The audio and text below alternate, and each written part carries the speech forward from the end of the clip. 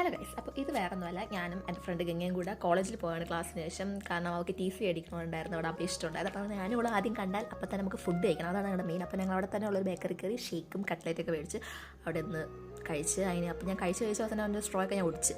അതിനുശേഷം നമ്മൾ ഏത് ബസ്സിൽ പോകണമെന്ന് തീരുമാനിച്ചിട്ട് നമ്മൾ ആ ബസ്സിൽ കയറി. എന്നിട്ട് നമ്മൾ നേരെ കോളേജിലോട്ട് എത്തി. കോളേജിൽ ചെന്ന് കയറുകയാണ് തന്നെ അനിയന്മാരെയും അനിയത്തിമാരെയൊക്കെ എല്ലാവരും കണ്ട് അവരുമായിട്ട് കുറേ നേരം എന്തൊക്കെയോ കുറേ സംസാരിച്ചിട്ട് നമ്മളെ തന്നെ അവന്മാരൊന്ന് ട്രോൾ ചെയ്യണം.